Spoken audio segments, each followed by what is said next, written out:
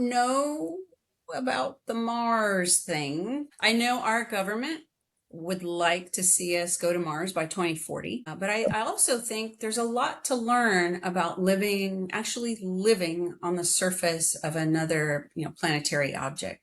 I'm so glad we're starting off at the moon. I Right. would hate to learn things the hard way by going straight to Mars.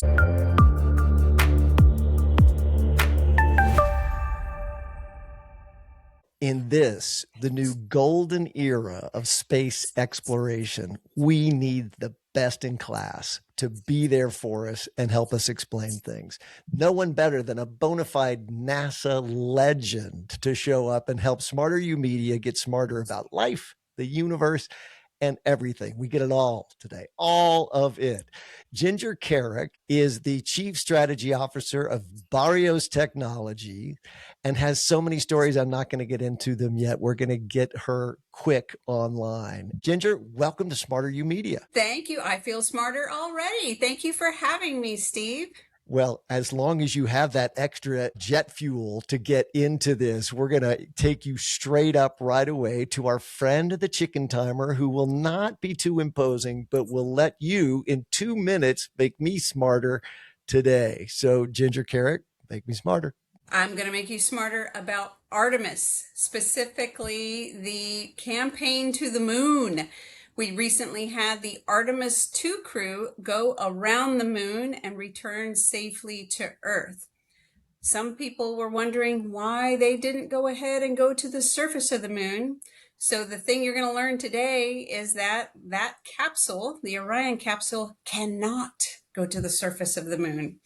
You have to use what is called a human lander to go to the moon. And NASA has awarded both SpaceX and Blue Origin contracts to build those two. So Artemis 3, you would think, let's go to the moon. But no, not yet. We want to practice to make sure that the Orion spacecraft can dock to the human lander, because wouldn't it be a shame if we waited until the day we're supposed to go down to the moon and it didn't work? So Artemis 3 will test that out. And then finally on Artemis 4, the 2 crew members will go into that human lander. The other 2 will remain in orbit around the moon. And we will have our boots on the moon finally for the first time since 1972. Amazing. Amazing. To me, it's exciting. It's exciting, right? It's totally Yes, exciting. I think so. And you left me 30 seconds to take into my day. That's a gift to you from Ginger Kerrick. Right? That 30 seconds, that moment when you're going, I don't have time. You go, no, I got that 30 seconds that Ginger gifted me. Let's start with Artemis. And, to be in an era where I remember Apollo and all of the things surrounding that, for us to be excited again about space exploration as someone who, as a child, wanted to do that, this has to be a great time for you.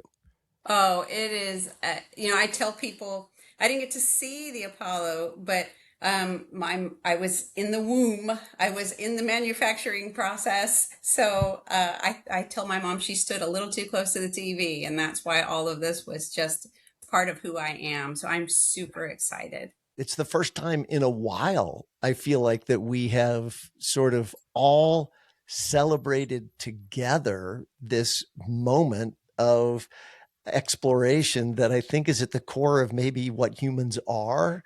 But you've studied it. Is this something that we just have a need to do? I mean, when you look at everything that's going on in the world and how people are at each other's throats and countries are at each other's throats, and the fact that just for a minute this unified us, that should tell you something, that somewhere inside all of us we know that there's something bigger than we are. I think in today's world, we need something that unifies us, something that we can all get behind, and is just uplifting. So it's been a real, our astronauts call it moon joy. I still am feeling my moon joy. Like that. I'm going to have moon joy for the rest of the day. I hope we can all take that with us into the rest of the time. What a difference, though, between now and the Apollo programs in terms of just what technology is. When you describe the fact that we're actually having not just NASA, but companies that are going to be a part of the program as opposed to having it all centralized. That's a new thing. Explain the new world that is space exploration. Yes. So back in the day for the Apollo days, we were fully funded by the government, and because we were in a race, the Cold War was upon us. But now there's a lot of different companies that are trying to make viable business cases out in low Earth orbit or in orbit around the moon. And some of them have succeeded. We've had the first private company land on the moon, Intuitive Machines, and another private company, Firefly, land on the moon. That's unheard of. So I can't wait to see what those companies, in combination with our federal government and governments, quite frankly, of other countries, what we can do working together under the Artemis Accords to explore the moon and then eventually go on to Mars.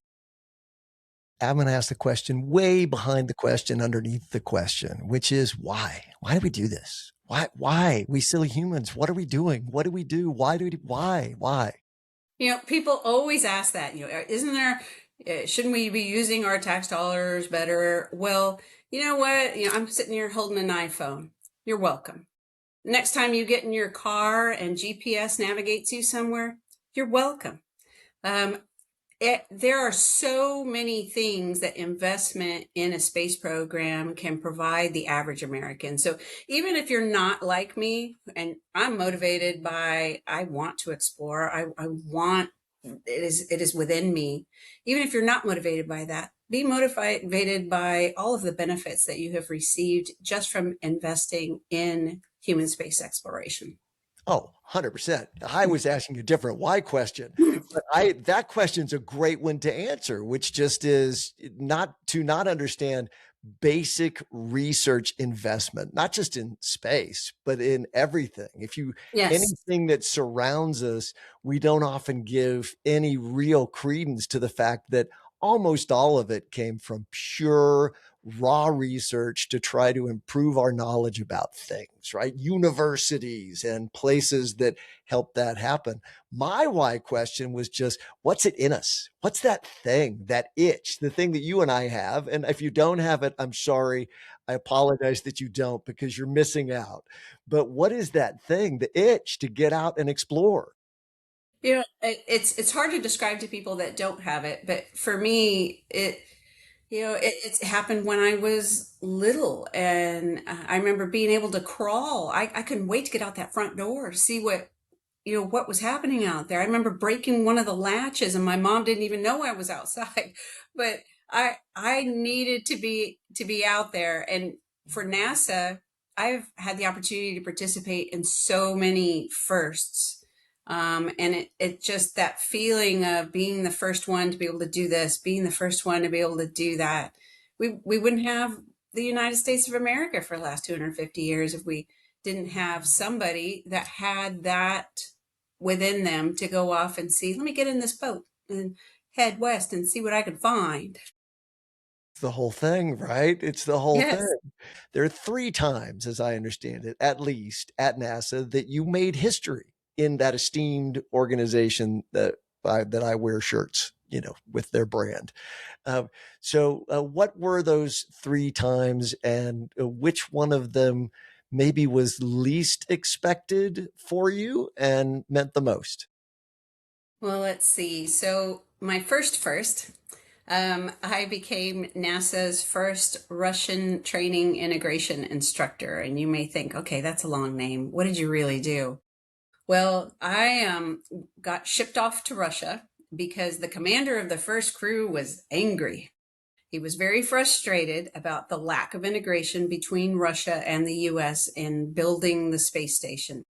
So I went out there and I recognized some of the deficiencies in how NASA had set up that integration function. And I stated that we needed to, have somebody that was helping the crew integrate displays that they'd be using on board, procedures that they'd be using, and the way that they were being trained And so I invented a new position from scratch and sold it to my boss. And so I became the first one. And then I realized I couldn't do it all by myself. So I asked for 3 more people. So that was the first time. It's remarkable in space with people we have been so suspicious of in so many ways. You realize when you actually people with people, it's a different thing. Yeah, they were great. I loved my Russian counterparts. I absolutely love my Russian counterparts. And I'm still friends with many of them today. And the International Space Station is one of those things that we can look at and think, yeah, we can cooperate. We really can. That was one. I know another one has to do with the ISS, right? Yes, yes. So after doing that job, where I was living in Russia with the crew, coming back to the US when they were back in the US, I was afforded a unique opportunity. So in Houston, we have mission control. Houston, we have a problem. Well, the person in mission control that talks to the crew is called the Capcom, and that's short for capsule communicator. Up until that point in NASA's history, that position had always been filled by an astronaut, an experienced astronaut, because the people in space wanted to talk to somebody on the ground that really understood the vehicle, that understood how they were trained, and could translate things that were happening in mission control to the crew on board. But for the space station, there weren't any astronauts that were already experienced in flying there because I was training the very first one. And so they said, "Well, you've checked all the boxes with the exception of being an astronaut. There's no reason why you can't be the first non-astronaut to do this job. And if you don't screw it up, maybe we'll let other people after you do this and you can establish a new career path." And sure enough, I was able to do that and not screw it up. And even today, the individual that talked to the crew for the Artemis 2 mission, the lead Capcom, was a non-astronaut. Thanks to you leading the way. That's just a wonderful story and big deal. All right, the third one, which may be my favorite, but I hear you have to tell me what your favorites are. So the third one is that in mission control, the Capcom sits next to the flight director. So the flight director is the person in charge of mission control. If you've ever seen the movie Apollo 13, the guy with the buzz cut and the vest, that is the flight director. And I had never thought about it before, but sitting in mission control for those 4 years serving as a Capcom, I thought I could be a flight director. I could be in charge. And an application call went out. So I applied and I became the 60th flight director in NASA's history, but also the very first female Hispanic flight director. Amazing. I mean, amazing and wonderful and just really inspirational. I mean, I think your story generally has so much of that. It's almost hard to know how to unpack it, but I'm going to try. We all aspire, right? If we're able to look back to our childhood, we remember those big dreams. And you had big dreams, both on the basketball court and potentially in the astronaut seat. Tell me about the dreams and how they panned out when you found the rubber hitting the road in life. Oh gosh, yeah. So I set both of those goals around the age of 5. I always loved sports, and so my dad really invested in me early on. He was really happy to have the daughter that was really sports oriented. And the astronaut dream came from a book. I read a book. It was called Astronomy and Astronauts. I remember it. I could see the cover today. And I remember going in my room, reading that book, and popping out in the living room going, "Hey, I know what I want to do when I grow up." And, my parents look at this little 5-year-old Ginger, and I said, "I would like to be an astronaut or perhaps a professional basketball player, one of the two." But so they were really, really supportive. By the time I got to college, I was focused in my studies on physics and a fellow physicist. And, and then I made the women's basketball team. But shortly before my first game of the season, I was at practice. I went in for a layup and got undercut and realized that my kneecap had been dislocated. Yeah, that was not a good feeling. And I unfortunately made the unwise decision to put it back, which didn't didn't really help my chances of That hurts recovery. from here. Oh my Lord. Yeah, Wow. wasn't a Okay. good call. Wasn't a good call Okay. on my part. But back then they didn't have the scope surgery like they do now, and it was going to be this complicated venture. So I just decided to hang up my high tops and then focus on my backup dream of being an astronaut. So I went everything singular focused. I got an internship with NASA. I got into NASA, and after working there for 1 year, which was it allowed me to meet the minimum requirements to actually apply to be an astronaut, which was a master's degree in 1 year. And I applied thinking I'm going to get a cool rejection letter. I'm 26 years old. There's no way they're going to interview me. And then sure enough, I get a call. They had 3,000 people apply. They wanted to interview 120, and I was one of the 120. And I was just beyond excited. Um, that was everything I had ever hoped for. And I thought, there's no way I've got this. I'm going to knock their socks off. And we got to interview week, and they did series of psychological tests, physical fitness tests, and medical tests. But during the medical test, they were doing a screening of my lower abdomen and saw something that concerned them in an ultrasound. They followed up with an x-ray, and then they followed that up with a CT scan. And I realized that I had kidney stones. And while you And may that's a think no-no that takes you out of the program? completely for the Wow. rest of your life. Why? Why? I don't know if, and I know that's one medical, but why would kidney stones mean you can't go into space? Yeah. So if you think about when someone on Earth has a kidney stone, and sometimes it's so severe you have to go to the hospital. Um, Okay. you don't want to take that chance in space, and that because you lose calcium from your bones in space, that calcium goes into your bloodstream. And at the time, NASA was theorizing that those stones could form at a higher rate and also form larger than they would on Earth, which would just exacerbate the problem. So they elected, why take a risk? We've got plenty of people on Earth that don't have these things. So it was a lifetime disqualification at the time. Several years ago, through research, they have lifted that disqualification, but I I was am. there the wrong time. I could have been in I know. space. I'm way too I old to mean, give this this a is try a now. seminal moment, right? We have these moments because I Yeah. honestly think no one will make it through enough life to get past education into career without having the forking path find them. You are headed this way, you're headed this way, and there's something that through nothing that you do or don't do, you will not be able to do. And the great pivot happens. That's a big moment for you.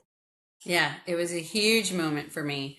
And at the time, I was devastated. And I Yeah. wanted to quit. I wanted to quit NASA so I That's didn't it. get what I wanted.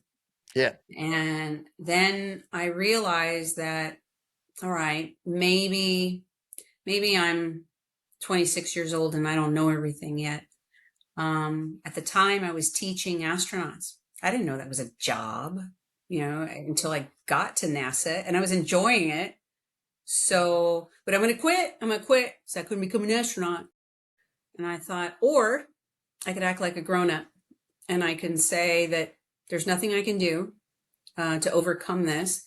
And I'm going to go to work every day and I'm going to teach these astronauts and I'm going to see where this leads and be open minded to it. And I'm really glad I did that because I got to have all these different experiences and a 30-year career there.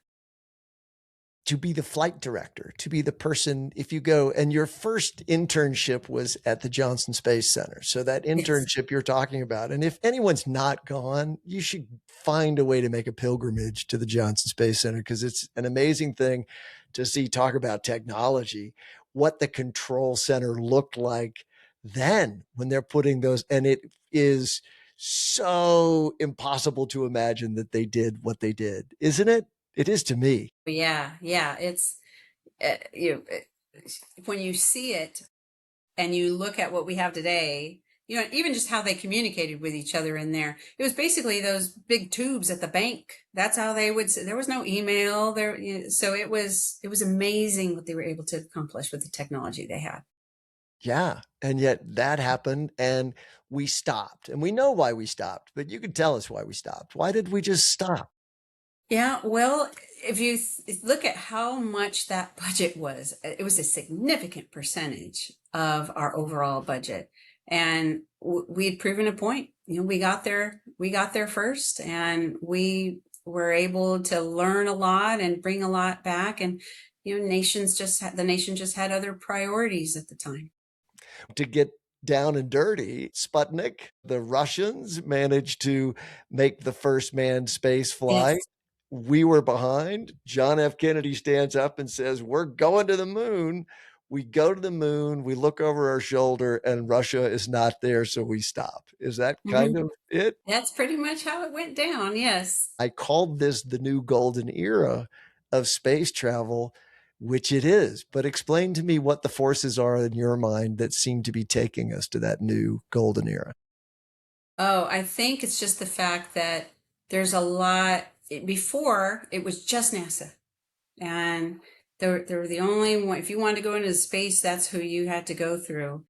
And then we started seeing more commercial companies come in. And SpaceX was one of the major game changers that came in shortly after Shuttle, where they figured out how to reuse the rockets. And I mean, that is a significant savings where you don't have to manufacture and destroy, each one of the rockets. You can reuse it, refill it. So that has been amazing. We have other companies that are helping to contribute to communication systems that can be used not only by NASA, but by other commercial companies.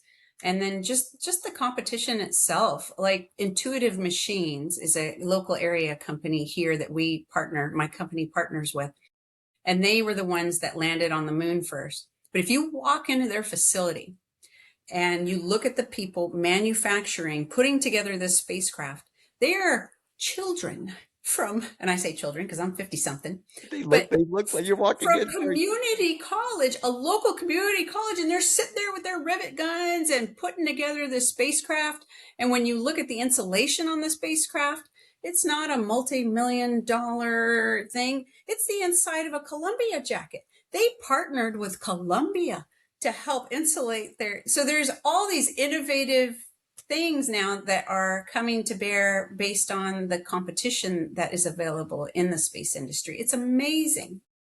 Well, you just hit the jackpot because that's what this is about. SmarterUmedia is about entrepreneurship. Our conceit is we're all entrepreneurs, whether we really know it or not. We're finding solutions to things every day. And the markets you're talking about, so exciting because they're in all different directions. And there are so many companies we don't even know about. Who knows what they're doing that are going to advance the next step. Yeah, I'm only scratching the surface today in this podcast. There are, if you go to there's a space symposium, an annual space conference with over like 30,000 participants up in Colorado every April. And every time we go, there is another company here, another company there, from this country, from that country. It's just amazing that it's really starting to explode and just grow exponentially. So I can't wait to see, fast forward 10 years from now, what technologies, new technologies that you and I can't even fathom, what are going to be available to everybody. Yeah. And as AI gets into the mix, is adding already just this jet fuel, right? Yes. And when you look at the menu of things that you're working on, and I'm sure there may be some things you can't tell us about that you're working on. What are the cutting edge things that we don't really know about, but we should? Well, I would say the most cutting edge thing that my company is working on now is it's almost like we're calling it a digital thread, but we provide systems engineering solutions, and we work with a variety of different companies. So whether you're at the early stages of building a spacecraft and where you're in the defining the concept of operations and the requirements, or if you've already passed that phase and you're actually designing it and testing it, or you're operating it, we work through that entire, what I call systems engineering V. And historically, in my line of work at NASA, while these different teams, as you go along through that project lifecycle, have to work together, they are all being led by maybe different companies or different departments. And how they share data historically had been like, okay, here's my Excel spreadsheet. Let me hand this to you. And here's a PowerPoint presentation with all of my data. And the moment you produce that spreadsheet or produce that presentation, your data is obsolete because it's not taking it from where the data lives. And so my company comes in with some advanced technology that allows us to take data from all these disparate elements and tie them together so that decision makers at the various points of that project can make data informed decisions at any given time. And it is something that has been desperately needed at NASA for quite some time. And I think we are on track to provide an innovative approach to help companies get their arms around that. Well, all data, that's probably applicable far, far beyond any Oh, space realm, yes. right? This is the thing that we all need is a way to communicate without having to take it from here, put it in this box, put it over there, and then you have to somehow integrate it into your systems. Mm-hmm. I mean, maybe that's what AI is headed toward, right? I mean, that's part of the thing is, will there be any companies that will be other than 5 companies doing AI because they get good enough at it? I like to believe yes. I would think so. I mean, if you look back, even just with what I was talking about in the space race, it used to be just NASA, and now there's so many different companies just years later. So I'm sure that'll be the case. Right now, it's like these, the scary 2-letter word for some people, that, oh no, my brain can't do that. I'm just going to sit here and use whatever is available on my laptop to help. But then there's other companies that have mastered it already. And I think all companies are going to need to learn about AI and embrace it and figure out how they can use it to advance, their own company. Well, we're going back to the moon. That's Artemis 3 and 4 that you've described. People talk about Mars as the next great destination. Do you see practically that being something we're going to witness in our lifetime, or how far out do you think the Mars trip is? Let's see. I'm in my mid 50s. Let's just put that out there. So I don't know about the Mars thing. I know our government would like to see us go to Mars by 2040. But I also think there's a lot to learn about actually living on the surface of another, planetary object. I'm so glad we're starting off at the moon. I would hate to learn things the hard way by going straight to Mars. So it's really great that we're going to have that infrastructure on the moon. And on the moon, absolutely. I do believe by the end of this decade, we will have had astronauts, maybe several missions of astronauts on the surface of the moon, and they will start establishing a permanent habitat there. So that is definitely doable. Mars is a long ways away. We need some advancements in really propulsion systems so that we can get there faster. Right now, you pick the right orbit, it's 8 months. You pick the wrong orbit, and it's a year and a half. That's a long time to get there, and I think we need to buy down some risk first before we send any humans out there. It's interesting that you didn't even use expense, because it seems like it's a pretty expensive thing to do too, but we seem to have the ability or enough interest in those kinds of things that that's not our first question these days. Yeah, my first, you could throw all the money in the world at it right now, but Yeah. we're not getting there Yeah. unless you fix the physics. So I need radiation shielding. I need a toilet that'll work long enough to make sure I have confidence it'll work on the way to the moon and back. I mean, Mars and back. I love how quickly we got practical. Well, it's going to work that 8 months to a I year and tell a half, you, whatever yeah, the time frame is. it matters because you can have the right propulsion and you can have the right radiation shielding, but that toilet will make or break your mission. You are not someone who was born into a path that was guaranteed that you were going to be able to be at the top of industry, but you found a way. You want to talk about that a little bit? Yeah. So, when I made this declaration at the age of 5, what I wanted to do, I made it to my father, who was a dairy farmer and worked at a creamery in El Paso, Texas, and to a mother who had only gone to school through the 6th grade before she had to go and work full time. And so she was a stay-at-home mom, and they were not equipped necessarily to help me make recommendations about college or how to study math and science. But what they were equipped with was work ethic. And they just explained to me, look, you are awesome. Don't let anybody tell you different. And you can do anything you set your mind to, but you need to have a plan, and you need to have a backup plan for that plan. And that was just ingrained in me. So when I would come across people that didn't believe in my capabilities, I just felt sorry for them because my mom said I'm awesome. And you know what? I'm gonna succeed whether you believe in me or not. And I feel sorry for you that you don't. But you'll look back and you'll wonder, how did I miss that train? Yeah. Yeah. Oh, there's no way to overestimate sort of the power of the support that you get at Yeah. the family level and at the parental level, like you had in the early years of your life. Yeah, they were amazing. I could not have asked for better parents.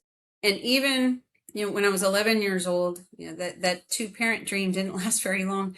When I was 11, my father died right in front of me of a heart attack at the age of 44. And while I could have taken a very wrong turn then, because I was so angry. I was angry that he was gone. My 11-year-old brain, that's all that was the only emotion I could process.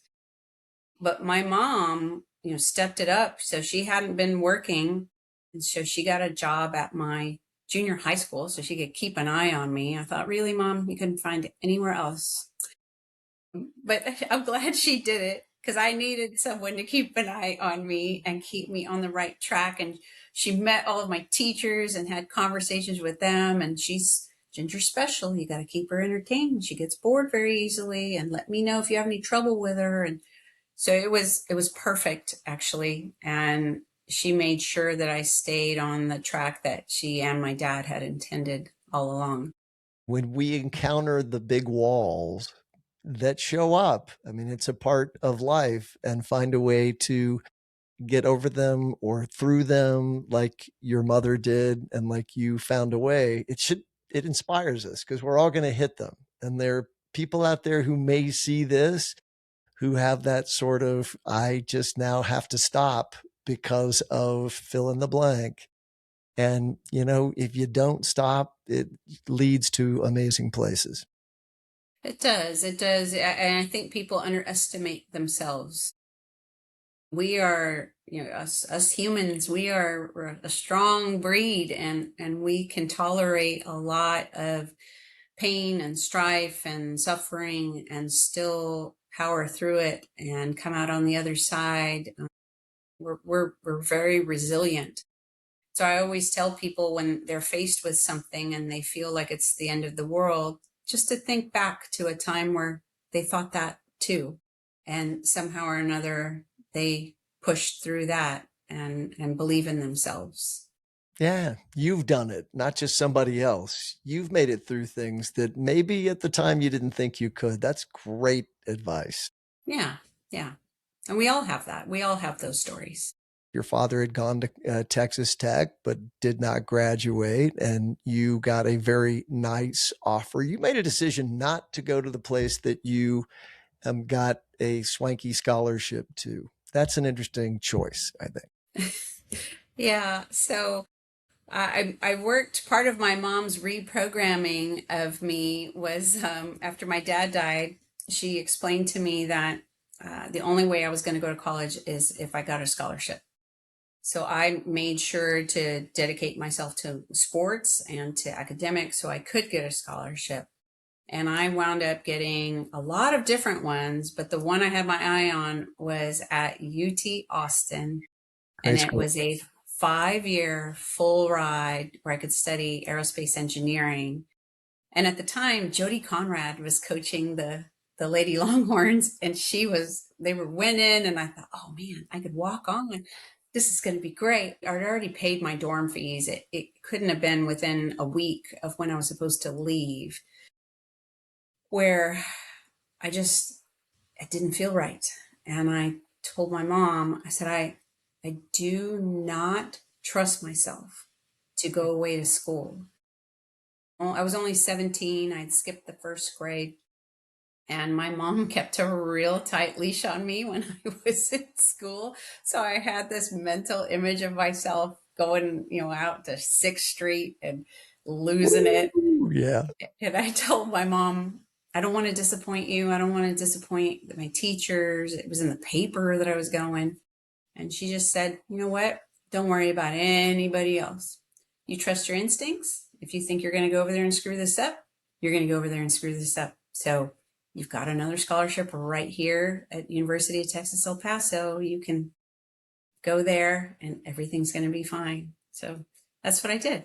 It's not often the case that you have parents that are intelligent enough to say you need to do the thing that serves the best stuff instead of the thing that we all seem to be told is the important thing. And that worked. You were there for a couple of years, and then to get to Texas Tech, which is where you graduated, both with your undergraduate and your advanced degree.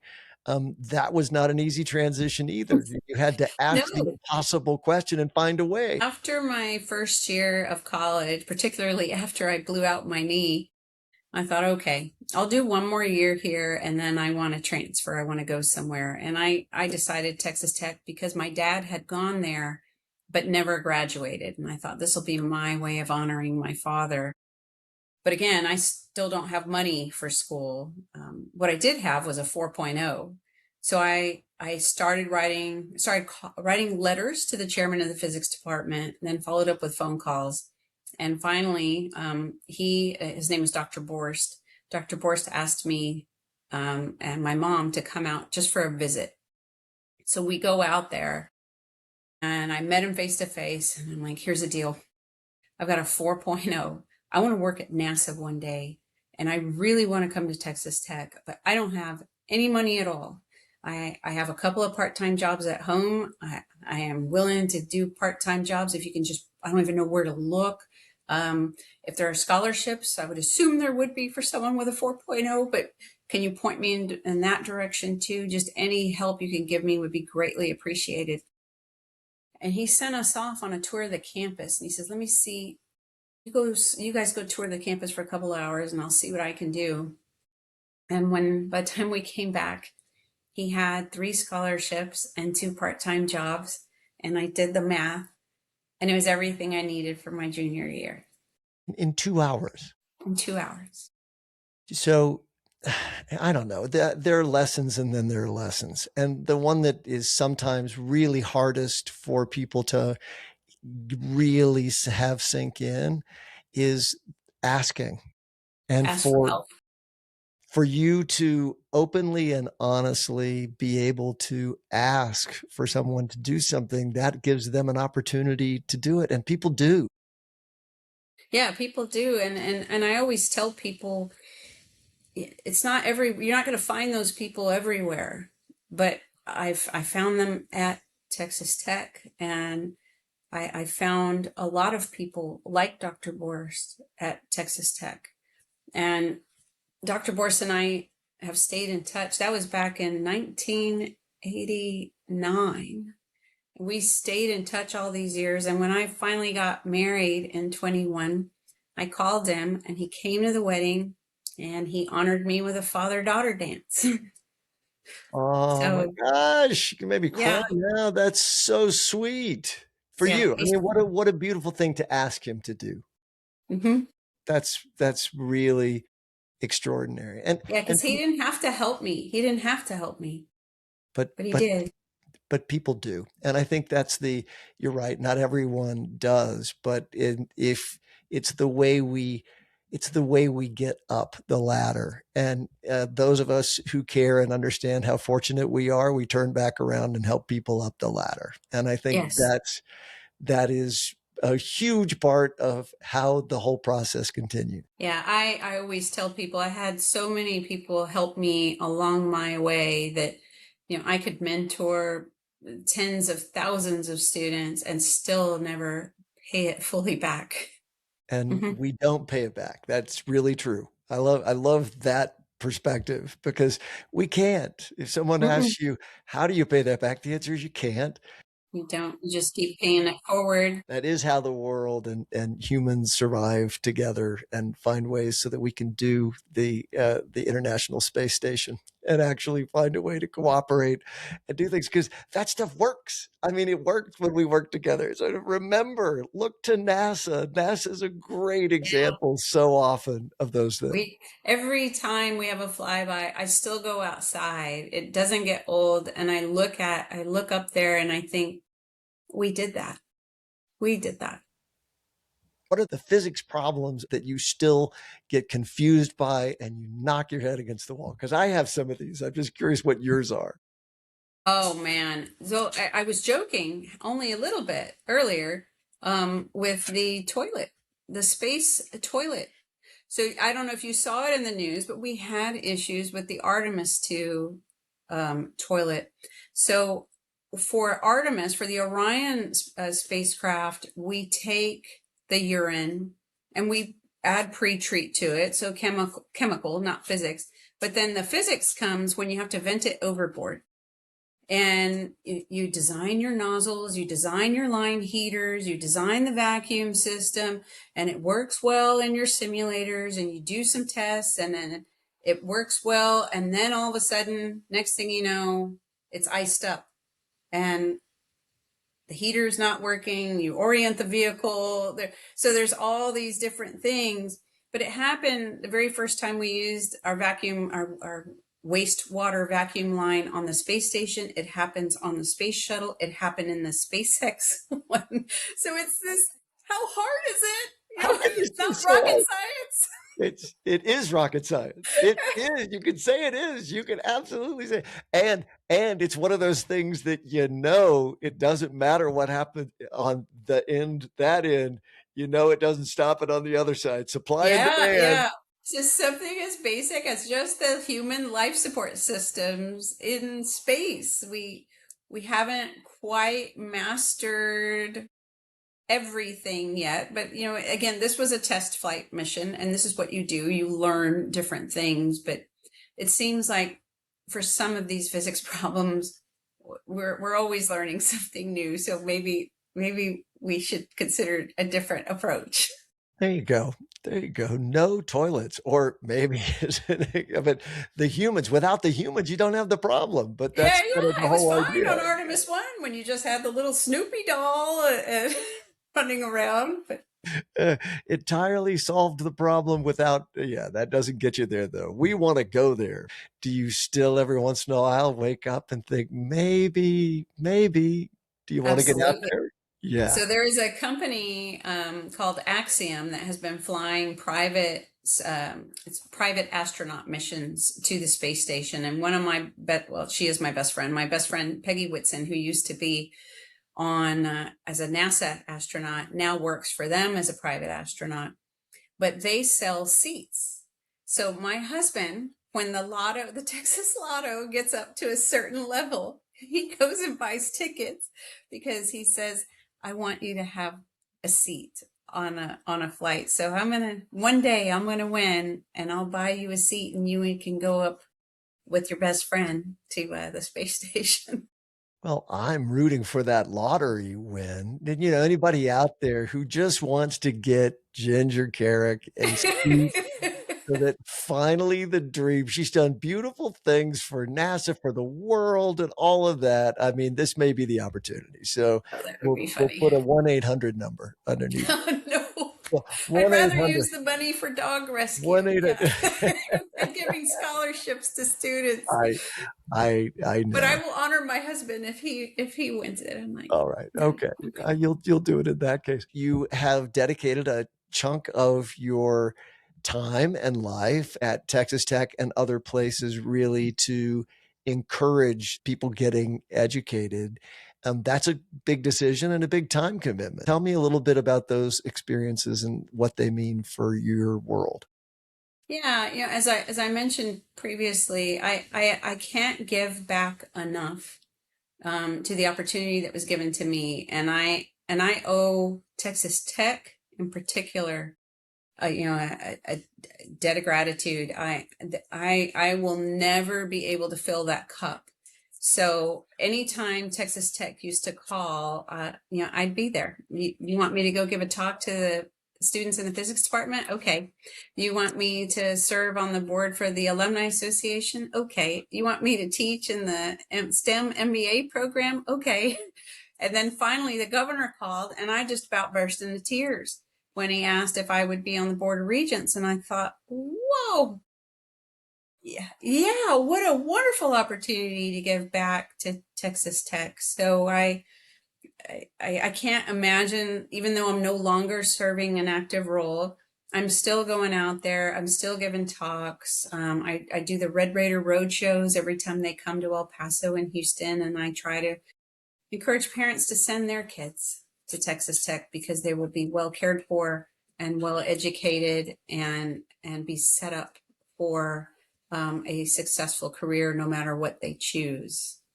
Well, that puts you at the epicenter for someone who's in industry, somebody who is very successful as an entrepreneur. That's kind of the entrepreneur, but inside companies, right? So as you've done all of those things, you also then have intersected with the academic part of it.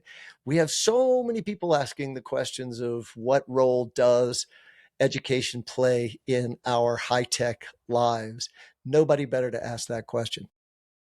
Yeah. So one of the key things that I advise students today is, to get an internship, because that's where they really get to see their academic studies come to life.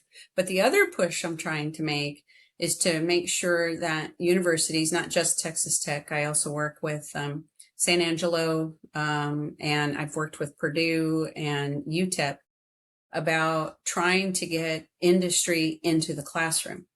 So restructuring the curriculum such that these students are that much closer to being ready to make that transition into industry.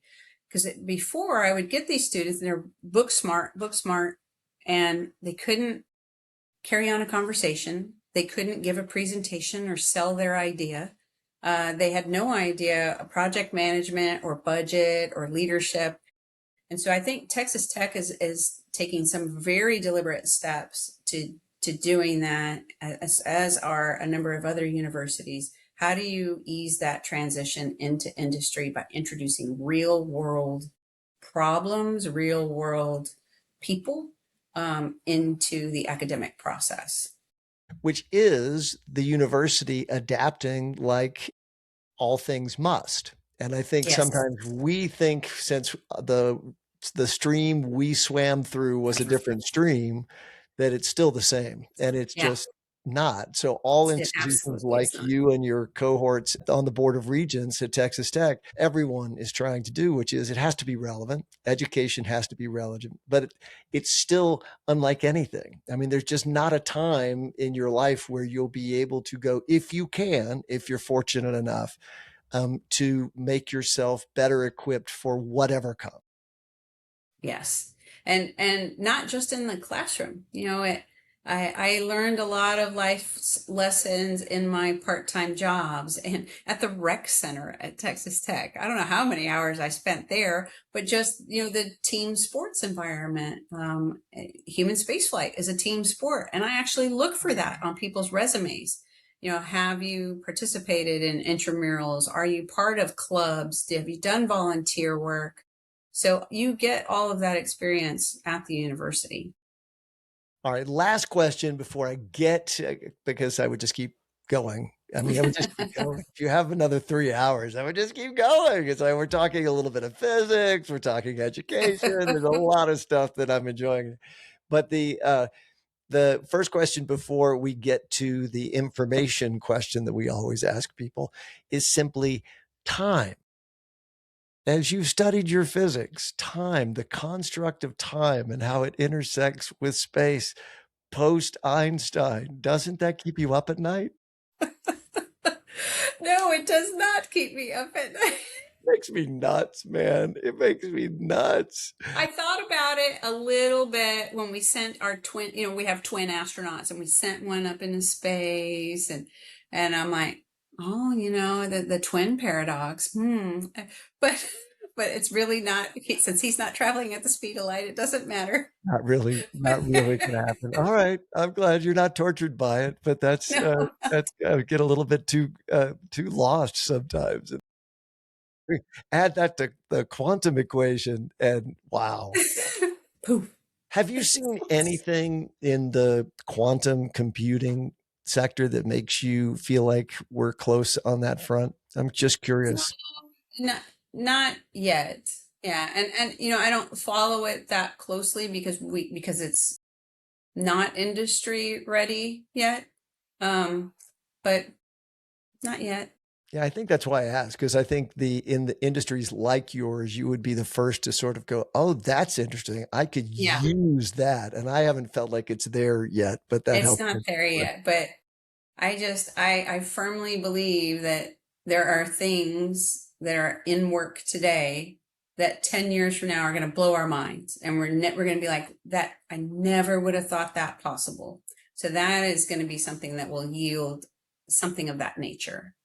Where did that come from? And the answer is from all over the place. They're all over this. Yes. I think it's an exciting. There are people who just, I hear so much lamenting about the time we live in and how, hard and terrible it is. And sure, there's a lot of stuff going on that's really hard on people. Never minimize that.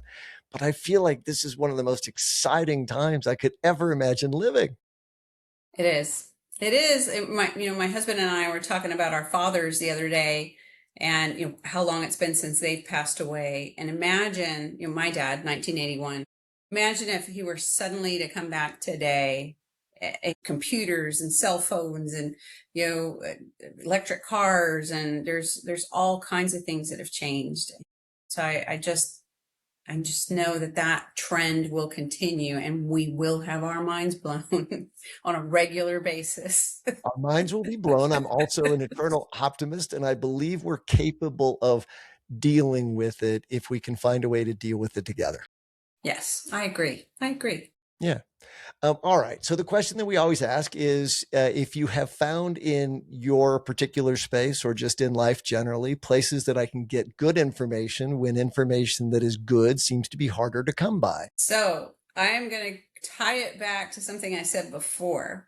So if you do a search on NASA, ISS, International Space Station, benefits for humanity, that is the first place I will tell you to look, only because it'll, we talked about research and the investment in research and how it yields things that are, beneficial beyond the original research itself. That cycle takes time, and things we did on the space station 10 years ago, 15 years ago, are now entering the public sector.